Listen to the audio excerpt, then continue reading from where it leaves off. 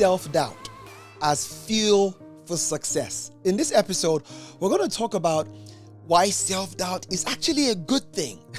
Hear me out. I think that self-doubt, when used as a signal for growth, as opposed to letting it hold us back, then it's good. And I'm going to share some stories of really great individuals who battled with self-doubt. Firstly, Maya Angelou. This is a renowned author, speaker, and she came to prominence at a time when racism was rife. Talk less about now. And she made this statement. When I read it, it blew my mind. And the statement was, I have written 11 books, but each time I think, they are going to find out now. I've run a game on everybody, and they are going to find me out. Classic imposter syndrome. But the lesson we learned from Maya Angelou is she wrote 11 books and kept on going. So great leaders, people who come to prominence, people who maximize their potential, they don't stop. They don't let the self-doubt stop them. And to really understand why self-doubt can actually be a fuel for success, we need to differentiate two things. Firstly, we need to understand imposter syndrome. Imposter syndrome defined as that feeling inadequate despite having the skills and the track record to succeed. Another opportunity comes. You feel inadequate, but you have the track record. It's clear that you can do it. That is a good kind of self-doubt, because oftentimes for high achievers, it's because they set such high standards. The next opportunity isn't just an opportunity to repeat what they've done in the past.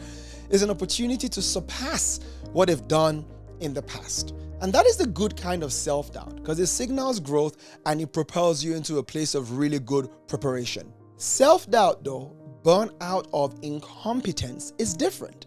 And many times we mask incompetence with the beautiful, socially, politically accepted phrase of imposter syndrome, and we make ourselves feel better. I was speaking to a leader once, and I said to him, I have to be honest with you. I think you should stop using imposter syndrome in this situation. From everything you've described and your answers to my questions, you are incompetent as far as this is concerned. And incompetence is a true lack of skill or experience needed for the role. And so self-doubt in this context is accurate, and you should have doubt. Again, still see it as a signal for growth, but that kind of self-doubt is one that you don't want to ignore or play down by calling it imposter syndrome. And understanding the difference on the space of imposter syndrome, what is really required is a mindset shift.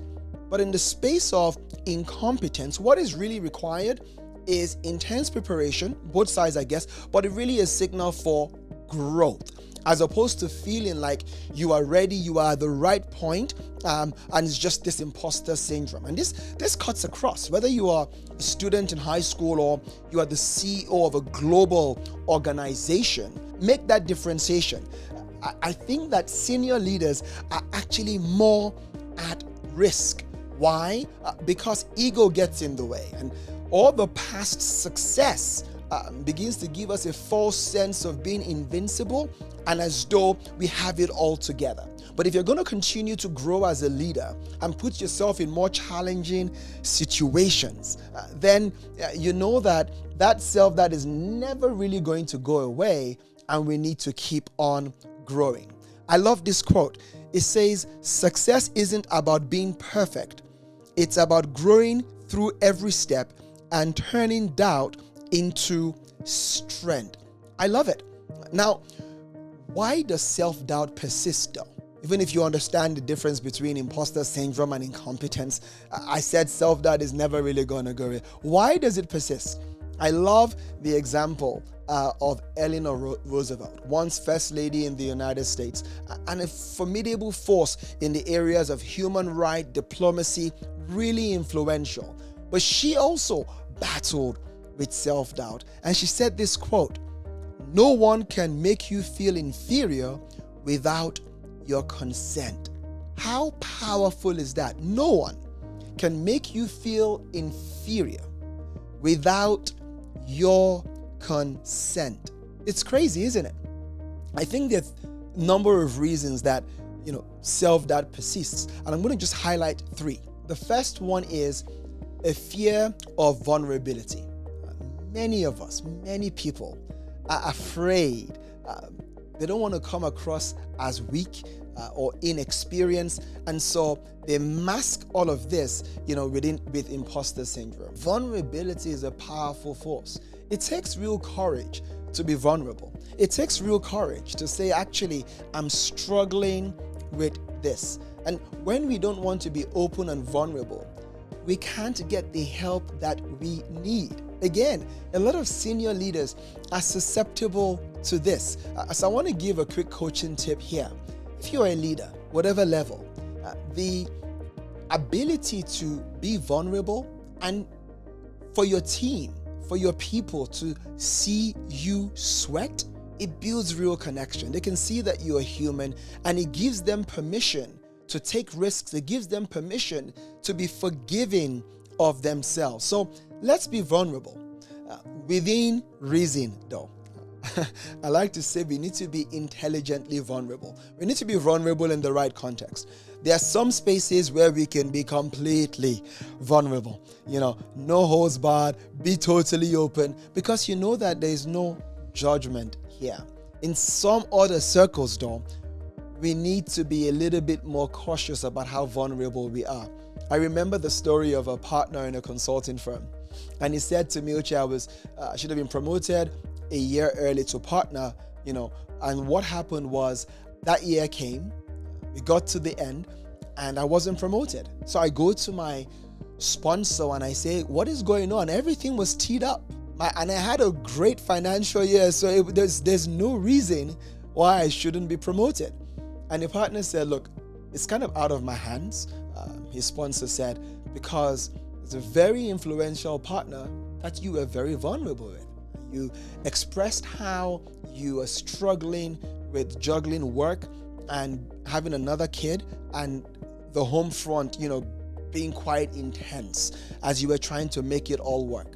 And because there are only so many promotion spaces, this very senior partner came from the angle of it will actually be being a disservice to you if we were to promote you to partner.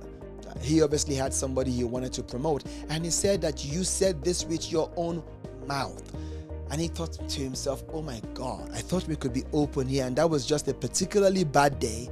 I let my guards down, and all of a sudden I miss a promotion. That's a bit of an extreme case, but it does make the point that vulnerability is key. We need it. It's like psychological air when we can fully express ourselves, but that said, we need to do it intelligently. The other reason I think self-doubt persists is when we have a fixed mindset about something. It's a wonderful book by Carol Dweck, and she's talking about the difference between a fixed mindset and a growth mindset. It's an entire book I'm going to summarize in 1 or 2 statements. A fixed mindset is effectively just saying that this issue or area you're struggling with or you're not really good at is because of an innate ability that you don't have. So people with a fixed mindset, or when you have a fixed mindset about something, is you think that this ability is more innate. Some people have it or they don't have it, and you've put yourself amongst the people that don't have it.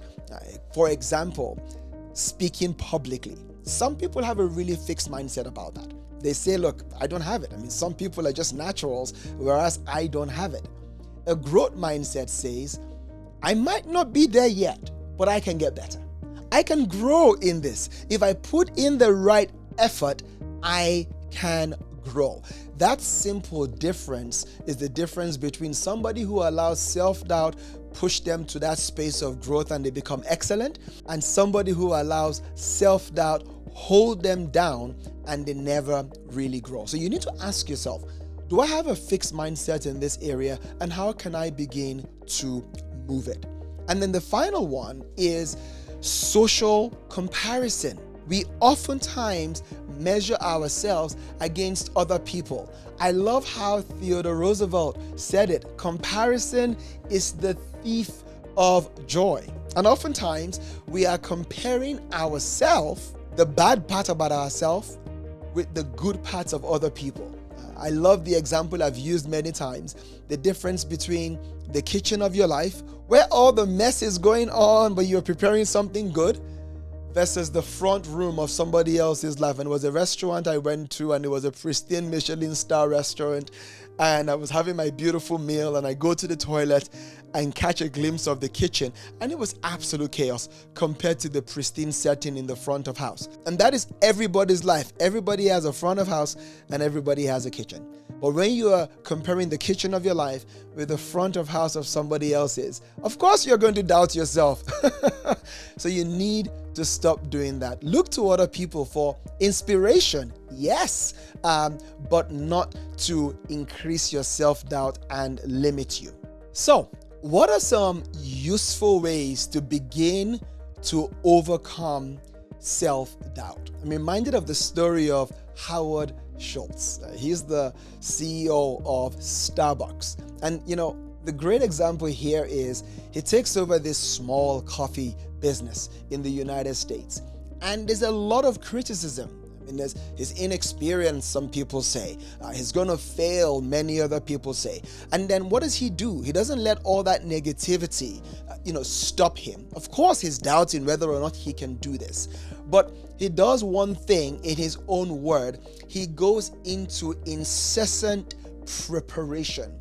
He's working with his mentors, with his advisors. He is understanding the business like nobody else. And he's thinking of different ways of doing the business. The rest is history, and it's not because he is lucky. Starbucks, from this little business compared to what it is now, that was minute, and it becomes this global phenomenon. When we hear these stories, we can make ourselves feel better by saying, well, that was him and he was just kind of gifted that way and he had the right opportunities. Hello, that's a fixed mindset. We need to accept the reality that he had a growth mindset. He went into incessant preparation and he became very successful. I'm not saying you have to be that successful. All I am saying is learn from these individuals and use their examples to propel you to your success, whatever you define success as. As I always say, from Elle Nightingale, success is the progressive realization of a worthy ideal. The next thing that you want to do if you want to overcome self-doubt is adopt the mindset, done is better than perfect. Sheryl Sandberg, CEO of Facebook, Meta now, she gave the example of, again, dealing with self-doubt. And she said, I began to focus on the reality that complete is better than perfection. And it avoids the whole analysis paralysis. And so the next time is going to be better is something I say to myself. I'll do the best I can now. I'm going to complete it now. Done is better than perfect. And then the next time I will learn from this experience and make it even better. That is what people do that overcome self-doubt and use it as fuel for success as opposed to letting it hold them back. The final thing is you really need to adopt a very, very solid growth mindset. And people with a good growth mindset always obey the Peters principle. And that says you are promoted to the level of your incompetence. Like when you are promoted to a new level, for example, I've done a university degree, then I did a master's degree, I did another master's degree, and I started doing a part-time doctorate. I kid you not. The level of rigor required to finish an MSc dissertation is a lot more than the rigor required for a BSc, and is nothing in comparison to doing a doctorate. But when I started my doctorate and I began to see the intensity and the level of rigor, I began to say to myself, okay, you're a beginner again. And that is what Steve Jobs said when he was still alive. He was kicked out of Apple, and he said the weight of success was replaced with the lightness, the creativity, the opportunity of being a beginner again. And so a growth mindset helps you know that you're beginning now, even in the start of a new level, but you're going to grow. You're going to get better. So you need to be kind to yourself. I love the beautiful quote by Gary Player, a champion golfer. And he said, "The more I practice, the luckier I get." Finally, as we wrap it up, the final person I want to talk about is Michelle Obama. Amazing woman. And she talks about turning doubt into drive. She's been very open about the amount of self-doubt she's had to battle with. But something that she said in her book, Becoming, was that she began to see the self-doubt she was battling as an opportunity to become, rather than making it feel like as though she was inadequate. That little change, becoming, and I love the phrase because we consistently become. It's amazing, isn't it? So becoming rather than feeling inadequate. And so with that change in perspective, she began to get into this space of incessant preparation. But something powerful she highlights as well is reflection. See how far you have come.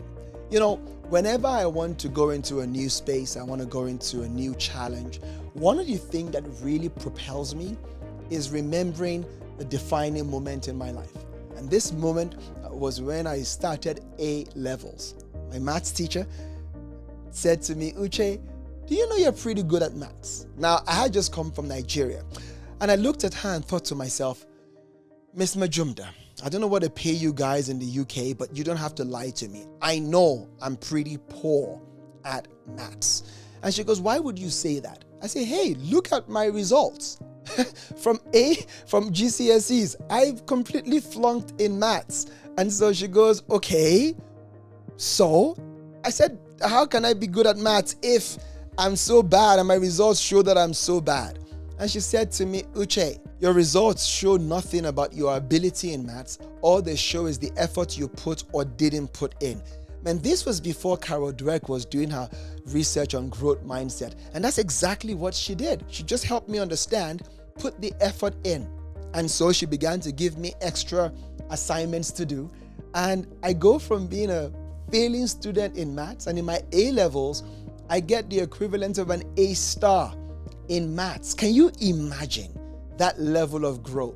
And whenever I'm going to do something new, I remember that failing student in maths became an A-star student because he changed his perspective, adopted a growth mindset, and put the work in. None of this works if you don't put the work in.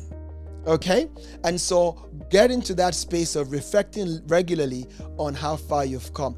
Turning doubt to drive, celebrate little wins. Every little helps. You do something, you're a little better, learn from what could have been better, celebrate the good you did, and keep on moving forward. And guess what? Celebrate the little wins every day and multiple times a day. It's necessary if you're going to move forward. The final bit when it comes to drive, stay curious. Keep learning and growing. Self-doubt often dissipates when we embrace curiosity over perfection. This subject is really important because I love what Susie Kasem says. She said, "Doubt kills more dreams than failure ever will." I'm going to say that again. Doubt kills more dreams than failure ever will. Don't let your self-doubt stop you. So I want you to pause now. Think about an area where you've not been moving forward because of your doubt. Adopt the principles we've been discussing. Think about Eleanor Roosevelt, Maya Angelou, Harold Schultz, Uche Ezichi, and say to yourself, what am I going to do differently? How can I adopt a growth mindset? And what little step can I take to keep on moving forward? So, I hope you found this episode useful. Do me a favor, subscribe, rate it, put a comment below. Please send in your questions and share it it's somebody you know needs to hear the message in this episode and just on this podcast generally. Until next time, stay blessed.